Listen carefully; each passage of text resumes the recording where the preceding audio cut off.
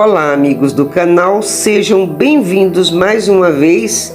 Hoje eu estou trazendo para vocês a história da britânica que foi executada pelo assassinato do seu marido cometido pelo seu amante. Este caso foi um caso que aconteceu em janeiro de 1923. Então vamos lá para essa história? Pois é, pessoal, Edith Graydon, nome de solteira. Ela queria uma vida diferente daquela com a qual se esperava que as mulheres da classe trabalhadora se conformassem. Ela havia nascido no subúrbio de Manor Park, no leste de Londres, no dia de Natal de 1893. Ela foi a primeira de 5 irmãos. Como filha mais velha, ajudaria a mãe a cuidar da irmã e dos 3 irmãos menores. Assim que terminou os estudos, a jovem ambiciosa e inteligente foi para o centro financeiro da capital britânica em busca de trabalho. E lá conseguiu uma vaga na chapelaria Carlton e Prior, onde ela subiu rapidamente na hierarquia da empresa, se tornando chefe de compras. Ela era uma mulher que costumava chamar de tipo comum, que queria ser extraordinária. Isso diz a Laura Thompson, que foi a autora que escreveu 2 livros sobre o caso. Em janeiro de 1916, Edith se casou com o despachante de mercadorias Percy Thompson.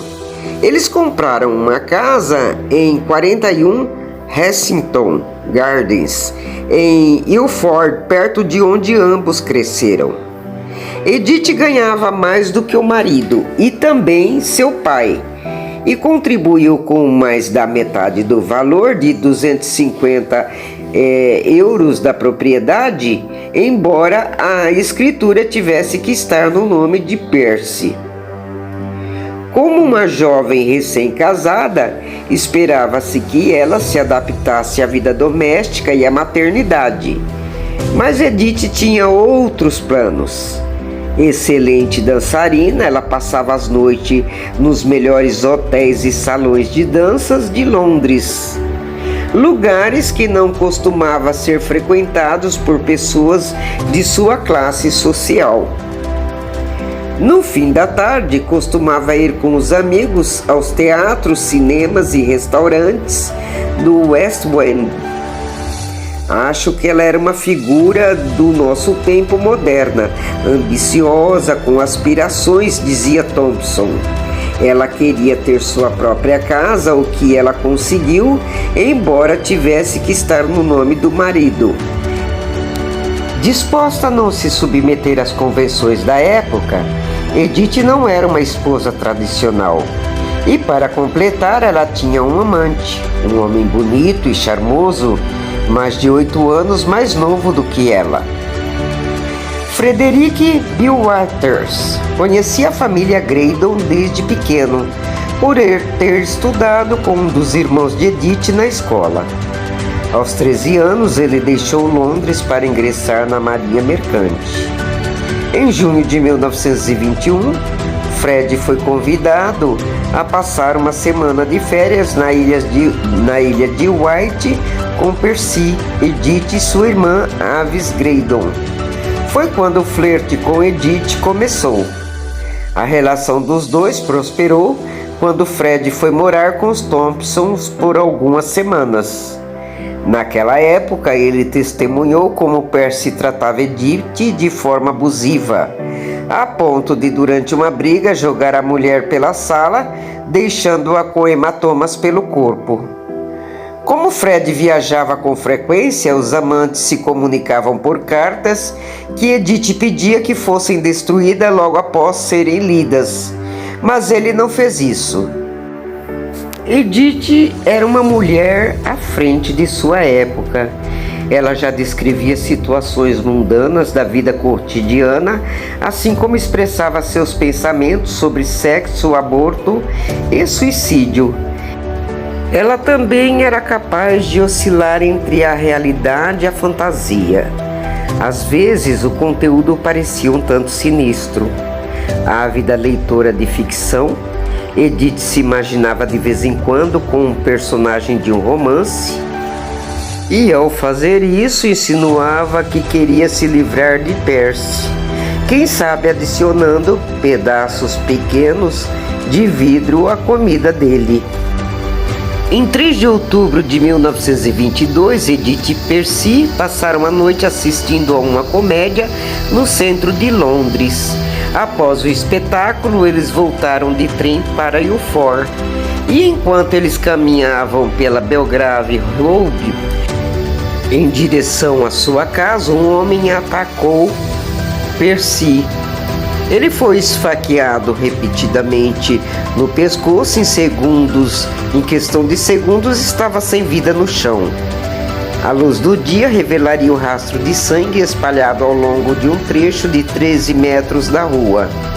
A polícia abriu uma investigação de homicídio e um dos primeiros nomes que surgiram foi o de Fred, mencionado pelo irmão de Percy. O quarto do jovem na casa da mãe foi revistado e a primeira das cartas de amor de Edith foi encontrada. Ela também estava agora sob suspeita. Ambos foram levados para a delegacia de polícia de Ilford e os detetives os colocaram sentados em um corredor na esperança de que houvesse contato visual entre os dois, de modo que Edith se incriminasse. A gabine de Fred em seu barco, o Morea, também foi revistada e mais cartas foram encontradas trancadas dentro de uma caixa, incluindo aquelas que Edith mencionava seu aparente desejo de se livrar do marido. Fred não negou ter esfaqueado Percy, mas afirmou que havia sido atacado e agiu em legítima defesa. Quando contaram a ele que Edith também seria acusada de assassinato, Fred respondeu: "Por que ela? A senhora Thompson não estava ciente dos meus movimentos?" E no dia 6 de dezembro de 1922, Edith e Fred foram levados até uma sala lotada do Tribunal Central Criminal de Londres para serem julgados por homicídio.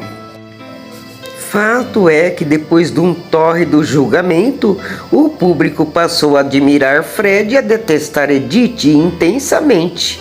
Uma sereia que seduziu um jovem e assim desencadeou uma reação em cadeia que resultou na morte de um homem e na execução certa de um rapaz.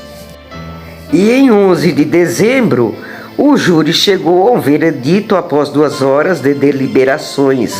Edith apavorada foi levada de volta ao tribunal para ouvir que ela e Fred foram considerados culpados de assassinato. O juiz Sherman o sentenciou então à pena de morte. Edith soltou um grito gutural enquanto era levada para as celas. Uma petição para poupar Fred da forca recebeu mais de 1 milhão de assinaturas. Edith, porém, parecia não inspirar muita simpatia. As mulheres não gostavam dela porque a temiam. Ela era uma daquelas mulheres que as outras mulheres acham que os homens desejam e que era problemática e não merecia pena. Inclusive, todas as mulheres condenadas à morte na década anterior haviam recebido indulto, mas no caso de Edith, seus apelos foram rejeitados. Acreditava-se que o adultério de Edith foi visto como um ataque à moralidade e o tipo de comportamento que arriscava destruir a instituição do casamento e também destruir tudo que era bom. E assim, no dia 9 de janeiro de 1923, Edith Thompson e seu amante Frederick Bill Waiters foram executados pelo assassinato do marido dela, embora não houvesse nenhuma evidência de que ela participou de alguma forma do crime. Naquela manhã gelada de terça-feira, o Carrasco e seus assistentes chegaram pontualmente à cela em que se encontrava Edith na prisão de Holloway, em Londres. dizendo: vai acabar logo, disse um dos homens enquanto a levanta pela cintura. Os braços e tornozelos de Edith são amarrados e ela é carregada para um galpão, onde uma forca e um alçapão estão à sua espera. Em questão de segundos, ela está morta. A pouco mais de 500 metros de distância, na prisão de Pentonville, e ao mesmo tempo, seu amante de 20 anos também era enforcado. 3 meses antes, Fred havia esfaqueado repetidamente o marido de Edith, Percy Thompson, enquanto o casal voltava para casa depois de uma ida ao teatro. Fred sempre insistiu que a amante não sabia de suas intenções. O crime de Edith foi ser atraente, independente, de classe trabalhadora e infiel. Vítima, segundo um especialista no caso, de uma intolerância social com mulheres que não obedeciam os códigos morais da época. Como disse o romancista e roteirista Edgar Wallace, se alguma vez na história deste país uma mulher foi enforcada pelo puro preconceito do público desinformado e sem um pingo de evidência para justificar o enforcamento, essa mulher foi Edith Thompson. E esse é o nosso caso de hoje. Eu espero que vocês tenham gostado. Se vocês gostaram, deixe o seu comentário. Se você já sabia dessa história, deixe o seu comentário. Se inscreva em nosso canal para estar nos ajudando a crescer e a nos dar aquele incentivo. Um grande abraço a todos e até a próxima. Obrigada por nos assistir e apoiar. Temos mais conteúdo em nosso canal. Aproveite!